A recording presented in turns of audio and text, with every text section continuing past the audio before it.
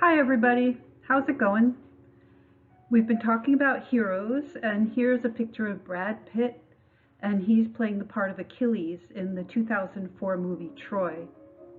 And Achilles is an ancient Greek hero, and he's been celebrated as a hero for 3,000 years, which is pretty amazing that one hero would last so long. But he's not my hero. My hero, well, I have a few heroes, but one of my heroes is this guy here. His name was Witold Pilecki, and he was a Polish army officer. And when he was a young man, the Nazis invaded Poland, and they started committing unspeakable crimes in Poland.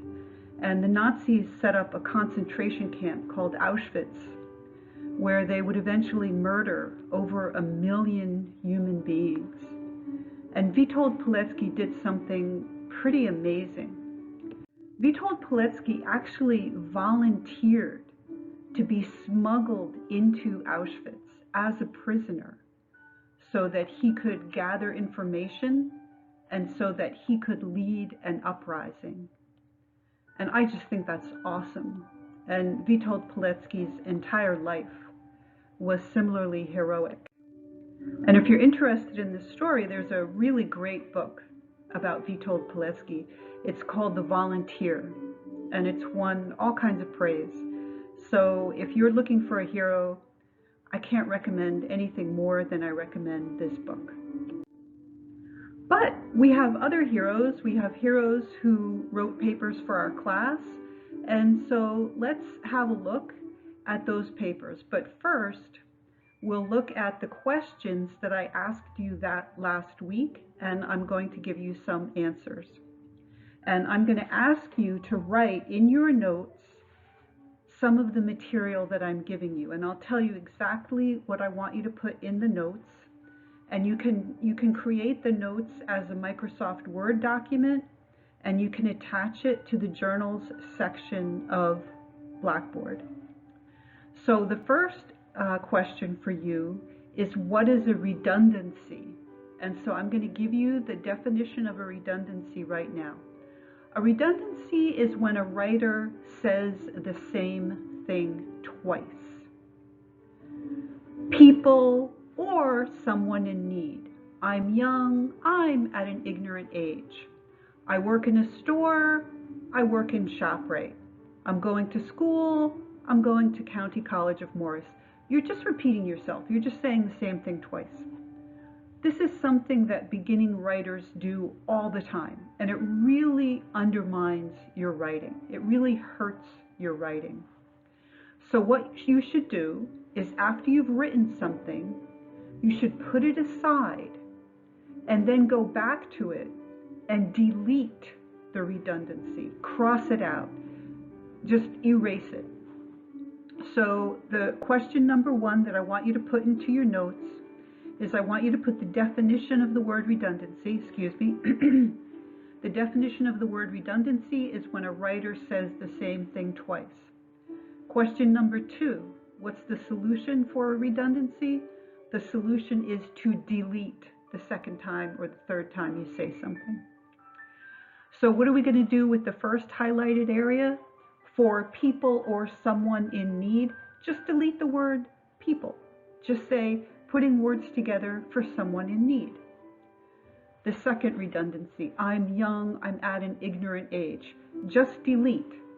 You could say something like, I'm young and naive, or I haven't lived a long time, so I don't know a whole lot. Okay.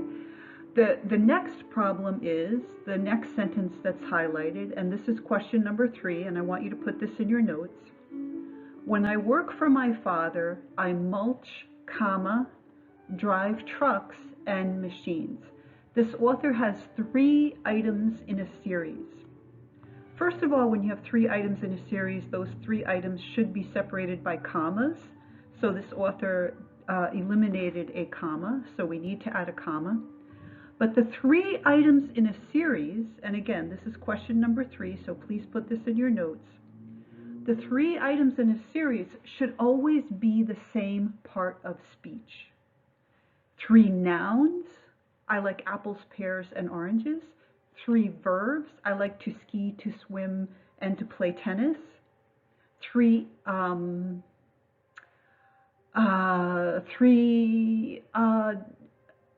independent clauses. I work at ShopRite, and I work at a tree nursery, and I volunteer on the weekends. So you want your 3 items in a series always to be the same parts of speech, and that's number 3 for your notes. That the 3 items in a series should always be the same part of speech. So how are we going to fix this sentence? This is how we're going to fix this sentence. When I work for my father, I mulch. That's a verb. It means he's spreading mulch in a garden. When I work for my father, I mulch, comma, I drive trucks. That's another verb. Driving trucks is a verb, comma, and I operate machines. We have another verb. I mulch, I drive, I operate. When I work for my father, I mulch, I drive trucks, and I operate machines. Or, when I work for my father, I mulch, drive trucks, and operate machines. Either way, as long as those 3 items in a series are separated by commas and they are all the same part of speech. The next one you don't have to take notes on because most of you got this in your previous journal entries. He's describing an action, so he needs an adverb. It came out beautifully, not it came out beautiful. Okay, let's have a look at the next student paper. Words of advice, I do not have any. The question I asked you last week was either the punctuation was wrong in the sentence or the word order was wrong. So we can either change the punctuation or we can change the word order. Here's one way to do it with punctuation. Words of advice, question mark, I don't have any, period. Once again, words of advice, question mark, I don't have any, period. Or we could fix it by changing the word order. I don't have any words of advice. Okay, here's question number 4 that I want you to put in your notes. What should we do? This author keeps saying, I feel, I feel, I feel. This is the solution, and put this in your notes. Delete it. Delete it. This is number 4 for your notes. Delete, I think. Delete, I feel. Delete, in my opinion. Delete, it seems. I'm not saying it's never correct to use those words. In some situations, it makes sense to use those words. But most of the time, don't use them. Either something is true or it's not true. So if it's true, just state it. If it's not true, don't state it. Okay. The next highlighted area, to hear pieces of advice from elder people or famous people, period, in different languages, period.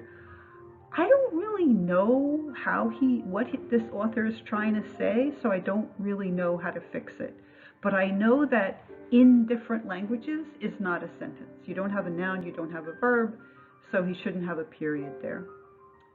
Another problem with this piece was he said that nudity is a sin. And this student sent me an email saying, in my religion, nudity is a sin. But I don't agree with him because you have to become nude to take a bath, for example, and I'm sure it's not a sin to take a bath. So maybe he means lewdness. Lewdness is spelled L-E-W-D-N-E-S-S. Lewdness is when people dress in a sexually provocative way. So I don't think he means nudity. He wants a better word there, and it could be lewdness. Then he says two-facing. Two-facing is not a word in English, so you can't say two-facing. So he could say dishonesty, that's a word. Hypocrisy, that's a word. Insincerity, that's a word. But two-facing is not a word. So use your dictionary, find a better word. Okay, let's go up to the next slide. Dependent clause. If a sentence begins with a dependent clause, put a comma after the dependent clause. How do you know if it's a dependent clause? Because it begins with a subordinating conjunction like if, when, since. So my question for you to write in your notes, question number 5, is please give me a sentence that begins with a dependent clause, and after the dependent clause put a comma. And here's a sample. When I go to the movies, comma, I buy popcorn. If I get a check from the government, comma, I will buy a new refrigerator. Although I know you love me, comma, I don't want to marry you. So do me a favor, question number 5 in your notes, give me a sentence that starts with a dependent clause and then put a comma. Next one, infinitive phrase. To stay in shape for competition, comma, athletes must exercise every day. To go out in New Jersey nowadays, comma, you must wear a face mask. To avoid disease, comma, practice social distancing. So what I want you to do is give me a sentence, and this is, let's see, what number is this? This is number 6 in your notes. Give me a sentence that starts with an infinitive, and an infinitive is something like to go, to stay, to run, to jump, to eat, to sleep. To sleep well, comma, exercise a lot during the day. Okay, number 7, in your notes, I want you to give me a participial phrase. So you're going to start that with a gerund. You're going to start that with a verb that ends with ing. Jumping up and down, comma, I greeted my mother after many years apart. Working really hard, comma, I got an A in the course. Walking quickly, comma, I made it to campus in half an hour. So give me one of those. That's number 7 in your notes. Give me a participial phrase. Number 8 in your notes, and if you look up on the screen, you'll see a prepositional phrase. That's down at the bottom of the screen. And remember, prepositions are those words that are followed by a box or a clock. In the box, under the box, through the box, over the box. At 6 o'clock, after 6 o'clock, before 6 o'clock. So for number 8 in your notes, please give me a sentence that starts with a prepositional phrase and a comma. After 6 o'clock, comma, I will be free. Under the box, comma, you can find my gloves. And we've got 2 more to go. Meanwhile and still. I was cooking in the kitchen, period. Meanwhile, comma, my husband was reading in the living room. The sports team was playing on the field. Meanwhile, comma, the cheerleaders were practicing. So I want you to give me a sentence that starts with that one word, meanwhile, and then a comma. And I want you to, and that's number 9, and number 10 is still. Give me a sentence that starts with still. You broke my heart, period. Still, comma, I love you. I am dyslexic, period. Still, I got a PhD. So you go ahead and do that. Give me a sentence that starts with the word still, and after the word still, you're going to put a comma.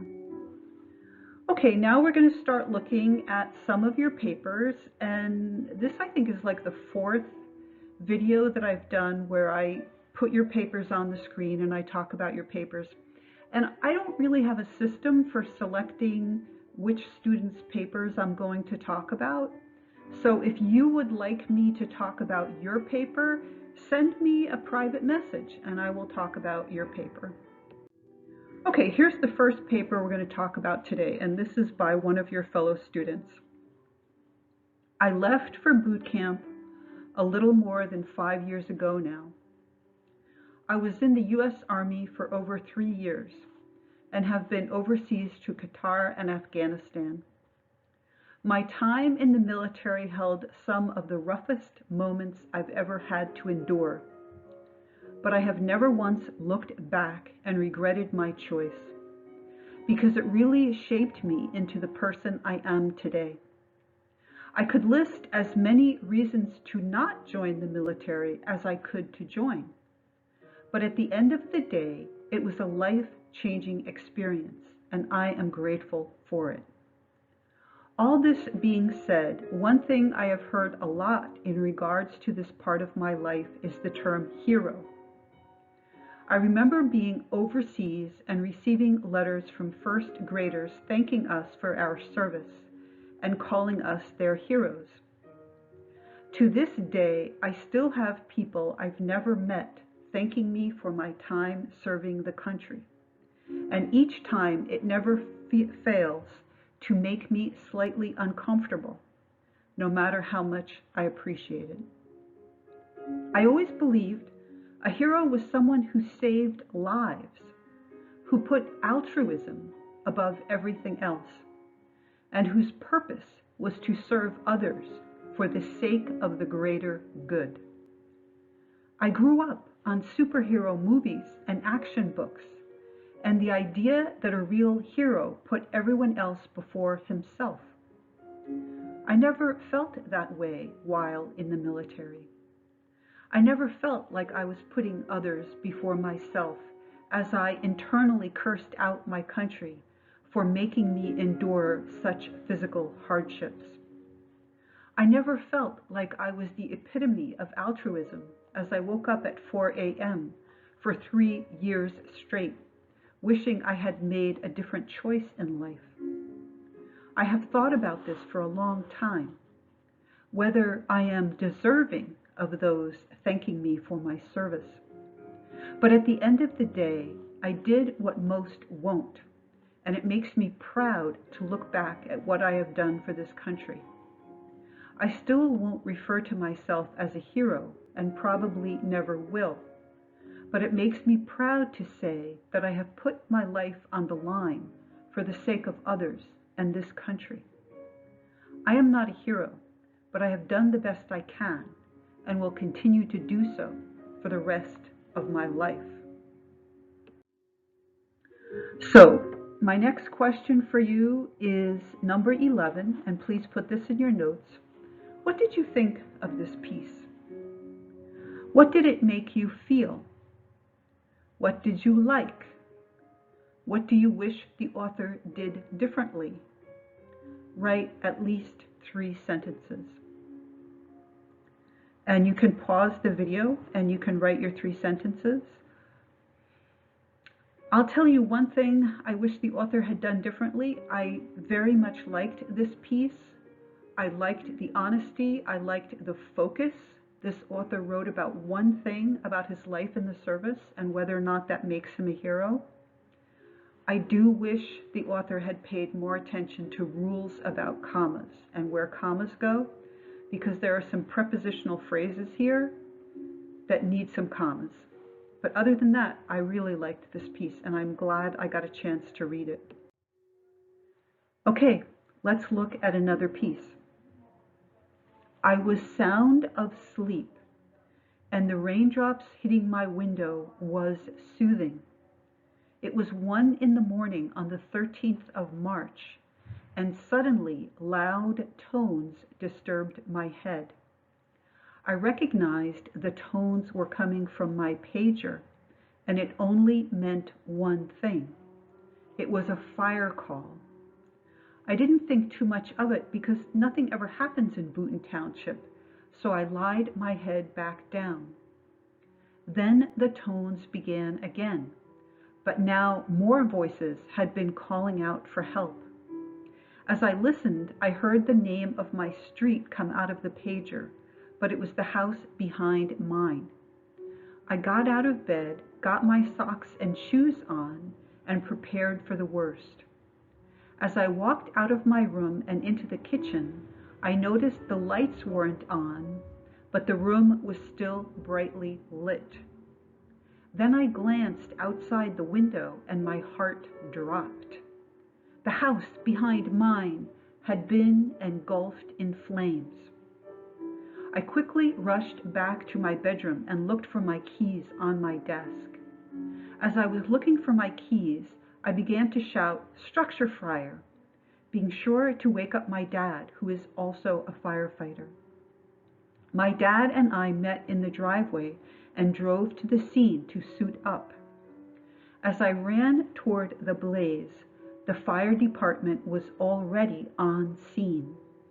With a crowd of firefighters up at the house putting out the fire, I had noticed that we did not have a supply line ready. If we didn't get it set up in time, the trucks would have run out of water in 1 hour. After I went back and forth in between the fire engine and the tender hooking up the hose line, by then I noticed the fire was almost out. 1 hour passed and the fire had been extinguished, and the salvage and overhaul began.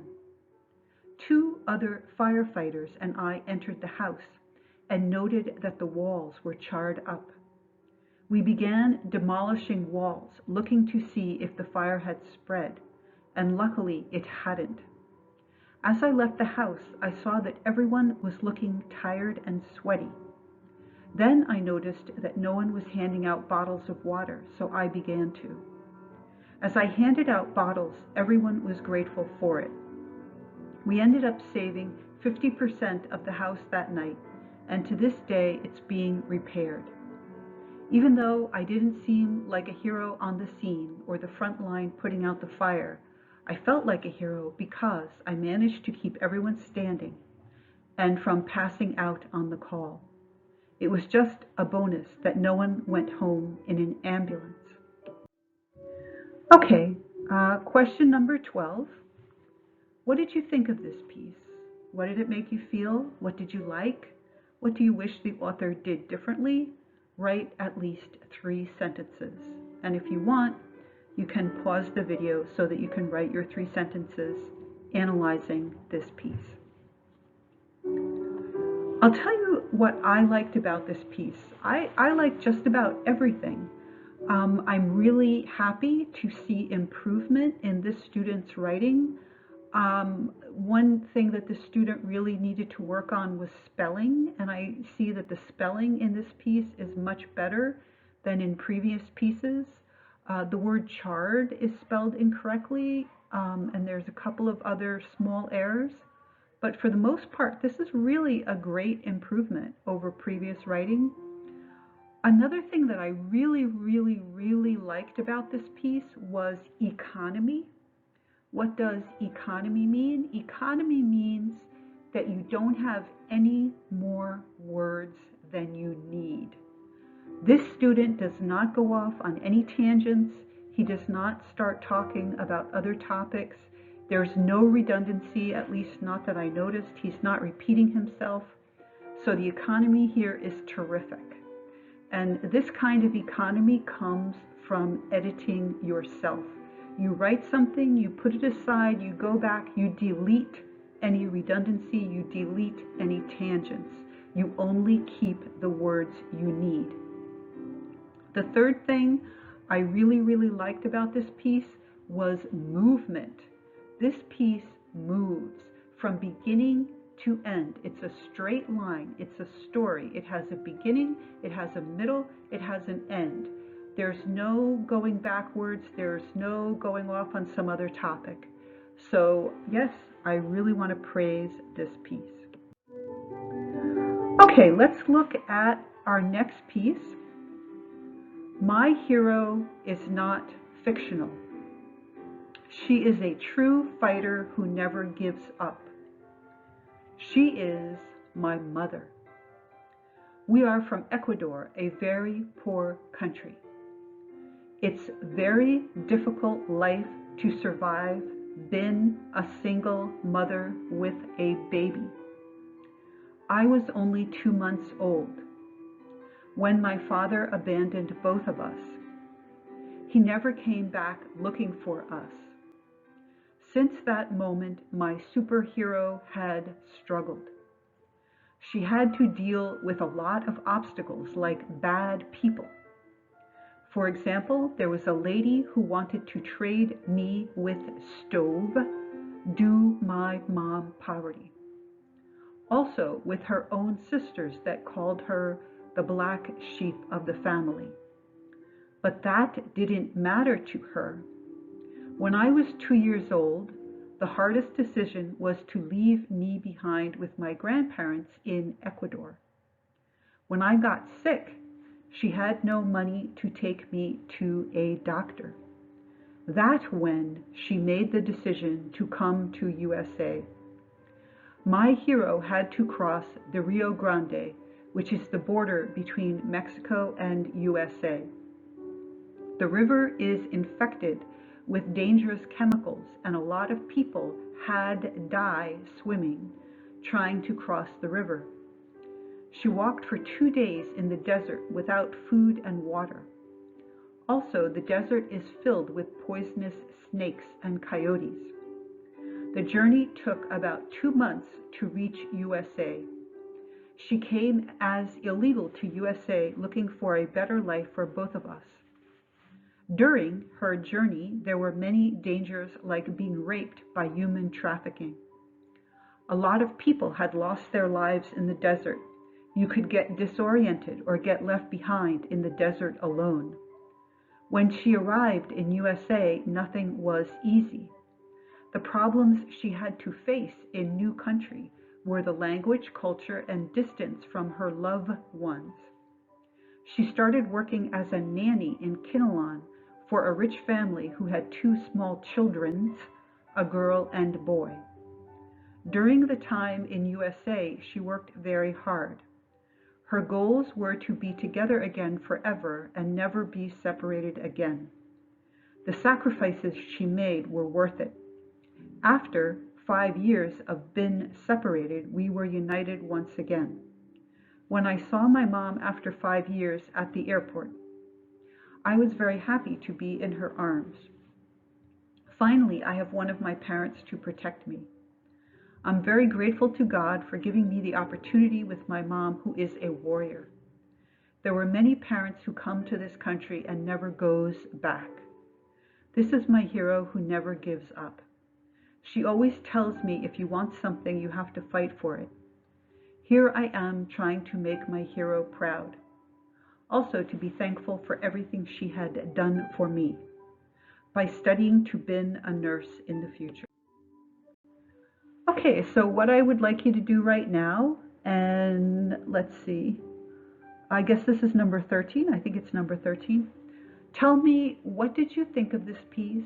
What did it make you feel? What did you like? What would you want the author to do differently? And give me at least 3 sentences.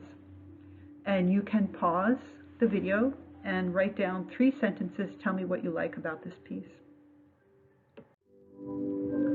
I'll tell you some of the things that I liked about this piece. What I liked about this piece was its power. This is a powerful piece of writing. What makes this piece of writing powerful? What makes it powerful are the details from real life. This person is writing about someone whom she knows, and she's giving us the who, what, when, where, how. Who? Her mother. What? All this heroic, self-sacrificing things her mother has done. When? This person was abandoned by her father when she was only 2 months old.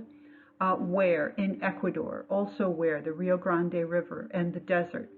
How? Her mother walked across the desert for 2 days without food and water. It's all of these concrete details that make the writing powerful. So this is a powerful piece of writing. The first 3 sentences are perfect. There's no grammatical errors, there's no spelling errors, and I have them highlighted. My hero is not fictional, perfect sentence. She is a true fighter who never gives up, perfect sentence. She is my mother, perfect sentence. No spelling errors, no punctuation errors, no capitalization errors. Where are they from? Ecuador. When did all this happen? When she was 2 months old, when the father abandoned the family. The superhero has struggled. There was a woman who apparently wanted to buy the author with a stove. The mother was the black sheep of the family. Why did she want to come to the United States? Because she had no money to take her daughter to a doctor. So all of these details contribute to the power of the writing. Now, because I am an English teacher and because it's my job to assign the student a grade, I have to mention that there are many errors in this writing.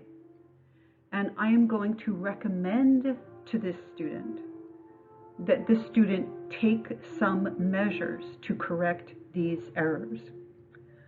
Okay, I think we're up to number 14 in the notes I want you to take. So for number 14, have a look at the first highlighted text. Ecuador a very. There's a missing punctuation there. What punctuation is missing? How are you going to fix that? So that's number 14, Ecuador a very, missing punctuation. Number 15, the next highlighted passage, it's very difficult life. There's a missing word there. What missing word do you need to insert to correct that passage? Number 16, moment my super. There's missing punctuation there. What punctuation are you going to insert to correct that highlighted area? And then you won't have to answer this in your notes, but I'm just telling you, we need to delete the word with. That's the next highlighted area. And we need to delete the word that. The original text was also with her own sister that called her. No. Also, her own sister called her. Okay, so the student is inserting words that shouldn't be there, so I crossed those out. I think we're up to number 16 in your notes. It might be 16 or 17. We have some bad punctuation. First of all, you don't put quotes around the name of a river, so take away the quotes around the Rio Grande. But grande which, there's an incorrect punctuation there. What is the correct punctuation? Number 18, a lot of people had die. Those aren't the right words. So tell me what word you should put in that highlighted area, had die. You're going to replace that with just one word. Okay, I crossed out the word the journey. Let me read the sentence as it stands. The journey took about 2 months to reach USA. So just cross out the journey and move to reach USA. To reach the United States took 2 months. That's your sentence. To reach the United States took 2 months. Okay, I think we're up to 19, number 19 in your notes. The next highlighted area. She came as illegal. There's a missing word there in that highlighted area. She came as illegal. Number 19, please tell me what word is missing. And we'll go throughout this piece, and as powerful as it is full of errors. So what should this student do? This is what this student should do. Number 1, total immersion in English. Don't speak anything but English. Don't converse with your family members except in English. Don't listen to the radio or watch TV unless it's in English. And don't read newspapers unless they are in English. And am I telling you to do something that I have not done? No, I did it myself. I have lived in, I forget how many different countries, and I practiced total immersion, and I learned how to speak the language of the country. The second thing the student needs to do is drill, and I'm going to recommend a website where you can get some drills. And the third thing the student needs to do is read books. And here are pictures of me living in Asia, where I spoke an Asian language and I didn't speak English. And the next picture is a picture of me living in Africa, where I spoke an African language that I can still speak today. And that's through total immersion. Where I didn't speak English, I spoke the language of the people around me. I spoke in Nepal, I spoke Nepali, and in Africa, I spoke Sango. As for drills, this student needs to drill. This student should spend at least half an hour a day doing drills. Where are you going to find these drills? Here's a great website. It's called The Guide to Grammar and Writing. The website you can see on the top of the page there, guidetogrammar.org/grammar/. This is a terrific website. If you have problems with grammar, if English is a second language for you, go to this website. It's fun. It's enjoyable. You do the exercises. They give you the answers. Go do some drills. And the last thing I recommend to this student, and I recommend to all students, read. Read books. Does it make a difference whether you're reading a book or a newspaper magazine? Yes. You need to start a book, you need to get through it, and you need to finish it. If you don't read books, you will never be the best writer you can be. It doesn't matter what the books are about. You can read pornography, you can read sports, you can read adventure, you can read mystery, you can read murder novels. It really doesn't matter as long as you're reading a book. And I could spend half an hour telling you how reading a book is better for you than other kinds of reading, but you don't have half an hour, so just believe me. Read books. If you don't read books, you're going through life with blinders on. You will never be the full human being you can be. Look at this guy. He's got blinders on. All he can see is what's right in front of him because he doesn't read books. He's narrow. He's limited. He's handicapped. Books open up the world to you and they make you the best writer you can be. So yes, read books.